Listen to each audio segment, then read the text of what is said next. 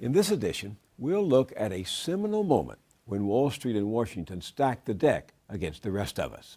Remember, this is the political equivalent of a crime story, a mystery. How is it that our economy stopped working for the broad majority of Americans? How did our political and financial class shift the benefits of the economy to the very top while saddling us with greater debt and tearing new holes in the safety net? In other words, how did politics create a winner-take-all economy? Well, it didn't happen by accident. This was an inside job. There is no clearer example of the collusion between government and finance than the deal that created Citigroup in the first place. At a standing room-only press conference in April 1998, Sandy Weill, head of the investment bank and insurance company Travelers Group, and John Reed, the longtime CEO of the commercial bank Citicorp, announced a gigantic $140 billion merger. Just one problem. The merger flew in the face of this law. You're looking at the Banking Act of 1933, also known as Glass-Steagall. Glass-Steagall was enacted during the Great Depression to prevent investment banks from ever again gambling with people's life savings, as they had before the market crash of 1929. Glass-Steagall was still in force when Travelers and Citicorp went ahead with their merger. What made them think they could get away with it? Well, they had friends in high places, friends who helped them exploit a loophole, giving them 2 years to get rid of Glass-Steagall.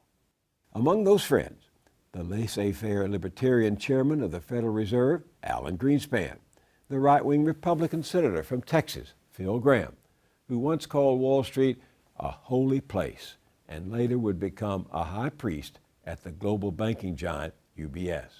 And the Democratic Secretary of the Treasury, Robert Rubin, former co-chair of Goldman Sachs and tireless advocate of taking down Glass-Steagall. In the weeks before its repeal, Rubin left government to join, are you ready for this? Citigroup's board, the very financial giant made possible by Glass-Steagall's elimination. And so it was. The fix was in. The path was cleared all the way to the top. With the stroke of a pen, President Bill Clinton signed legislation that eliminated its protections and gave Citigroup the green light. John Reed retired from Citigroup a year later after losing out in a power struggle with Sandy Weill. He went on to serve as interim CEO of the New York Stock Exchange and now chairs the board at MIT. As Wall Street collapsed in 2008, Reed watched in disbelief and began to have second thoughts about it all, including the wisdom of repealing Glass-Steagall. You were a key player when Travelers and Citicorp merged. These customers were saying, we want you to intermediate the capital markets. Now that is the traditional business of what we then called investment banks. And Glass-Steagall had separated out those who were principally engaged, which is a very important phrase, in the capital markets, which were then the investment banks and the brokers and so forth, from the commercial banks. Glass-Steagall was the act passed during the New Deal back in the 1930s that was designed to put a firewall between the investment firm and the traditional banking firm. So you couldn't take my deposits or grandma's deposit and take risk with it, right? Well, that, and even more importantly, or equally importantly, since the FDIC came into existence at approximately a similar time, where the government was guaranteeing deposits so that people didn't lose, if a bank got into trouble, people didn't lose their lifetime savings. Federal Deposit Insurance Corporation was designed to protect my deposit in your bank. That's right. This merger, which had already taken place, would have been illegal. We would have had to take it apart, and we took steps to make sure that was possible. By eliminating the Glass-Steagall restrictions, we free our financial services industry to maintain its place as the world leader. We dominate the world's financial market, and we've done it with one hand tied behind us because we have the greatest economic system in the history of the world. But we can untie that hand that we have had tied behind us, and we do it in this bill by repealing Glass-Steagall. This bill is vital for the future of our country. If we didn't pass this bill, we could find London or Frankfurt, or years down the road, Shanghai becoming the financial capital of the world. There was no one in the press who said, oh, no, that's wrong. There was a celebration, and the industry, including myself, didn't recognize the danger. We are, with this piece of legislation, moving towards greater risk. We are almost certainly moving towards substantial new concentration and mergers in the financial services industry. That is almost certainly not in the interest of consumers. And A handful of politicians tried to sound the alarm. Among them was Senator Byron Dorgan of North Dakota. what does it mean if we have all of this concentration and merger activity? Well, the bigger they are, the less likely this government can allow them to fail. Were you aware of the few senators who raised real concerns about removing Glass-Steagall, about what would happen? No one that I'm aware of saw it clearly. You point out to some senators and congressmen who did, but somehow we describe them as being peripheral. And I simply said they're wrong. Turned out they weren't. I think we will, in 10 years' time, look back and say we should not have done that because we forgot the lessons of the past. So how, when you look back on it, how did so many people, including yourself, get it wrong? We were carried away by the enthusiasm, and like everything else, you know, once you start, you probably go a little further than you should have. We started out lending mortgages to customers and putting them on our balance sheet. Then in the 90s, when the mortgage-backed securities came into being, we found that you couldn't economically do that, so we would package our mortgages and we'd sell them to a Wall Street firm who would then pass them on to their customers. Pretty soon, we were in the business ourselves after the merger, and so all of a sudden these mortgage-backed securities could be distributed throughout our own company, and pretty soon people said, well, why only package the securities that your customers create? Why don't we go out to mortgage brokers and start buying some of their securities, and we'll package those and we'll sell them?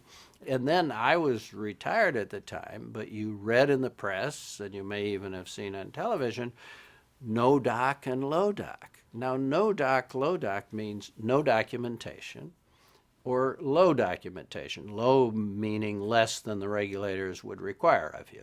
You didn't ask the person, the homeowner who was buying Yeah. the house, show me proof of your wages, show me proof of your savings. That's right, but can you imagine that you publicly acknowledged that you were creating products and selling them into the market that had no documentation or less than normal required documentation? And this was, it's sort of like taking a product and putting a skull and crossbones on, saying this might be poison, and putting it on the supermarket shelves. And this idea of shareholder value came into being. I never heard the word shareholder value till the 90s. It was customers, customers, customers. How are the customers? Are we doing well? Are we losing place with the customers? But all of a sudden, and Sandy was a total proponent. Sandy Weil. Sandy Weil. I mean, his whole life was to accumulate money. And he said, John, we could be so rich. Being rich never crossed my mind as an objective. I almost was embarrassed that somebody would say out loud. It might be happening, but you wouldn't want to say it. But you know, the biggest bonus I had ever received when I was at Citi was $3 million. The first year I worked with Sandy, it was 15. I said to the board, I'm the same guy doing the same job, same company. There are two of us. The company's bigger, but there are two of us. What's going on? Oh, you don't understand. Banks took too many risks, right?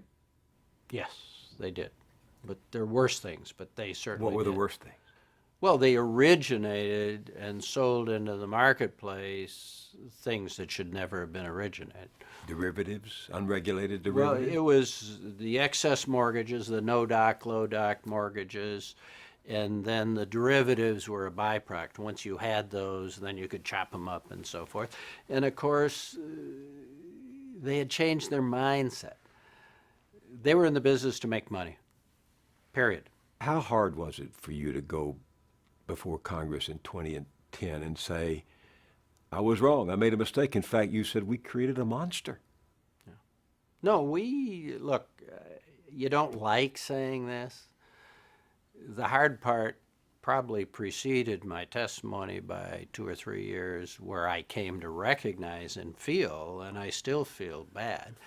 And I feel bad for the people of Citibank who lost jobs and, so forth and so on. But not to mention our stockholders. But, I am a realist. I try very hard to be honest with myself and honest in what I, say. And facts are facts. I've seen Sandy a couple times, not Sandy Weil. Yeah, Sandy Weil, and I started to say, Sandy, we didn't do very well, and he's not comfortable with that conversation at all. I think he would still defend that it was a good merger. It just went off the tracks afterwards. When it went off the tracks, John, millions of people lost their jobs. Millions of people lost their homes. Millions of people saw their savings. Well, if you look at the lost product in the United States, in other words, the difference between our current economic trajectory and the potential economic trajectory, you're talking about trillions of dollars. And all of a sudden we change to, hey, I'm not totally sure what we're doing here. Maybe it's not right, but you know what? I'm getting paid my commission. And that mindset took over. And a lot of that money did flow into the political coffers. There's no question. What do you mean? Donations. If you're rolling in money in a business, it's very easy for you to have a PAC and to contribute to campaigns and so forth and so on. And we went through a period of time when there was an immense amount of money. I don't mean small. I mean, this is the biggest economy in the world, and we went from 15 to 25% of the economy. The financial community. The financial industry. The financial sector, yeah. But the point is, our government is designed fundamentally to be dumb, but to listen. In other words, no one is elected to the government because of their personal expertise in the various issues that they're going to have to deal with. We have a system that is designed to listen. But if money gets you access. greater Unfortunately, the talk of what you're listening to gets distorted by the money issue. I used to tell my kids, why do you think a car has brakes? And they all would say, to stop. And I'd say, no. A car has brakes so that you could drive fast. If you got into a car that had no brakes and you knew it, how fast do you think you would drive? You wouldn't drive very fast at all. And that's the same reason we have rules. You want the private sector to be free, to be creative and exuberant and whatever within a framework. You testified in front of the Senate Banking Committee. You came out in support of what we call the Volcker Rule. For the layman, what is the Volcker Rule and why do you support it? The rule simply says if you have a customer who wants to issue a bond, you could help him, but you can't trade in the bond market for your own account. And so what the rule does is it basically puts the banks back into the customer business and allows the Wall Street community to be in the pure trading and the business of speculation and hedge funds and so forth. And it separates those. Sounds to me like you're calling the Glass-Steagall Act back from the grave. I think I am. John, thank you very much. Thank you. I've enjoyed it.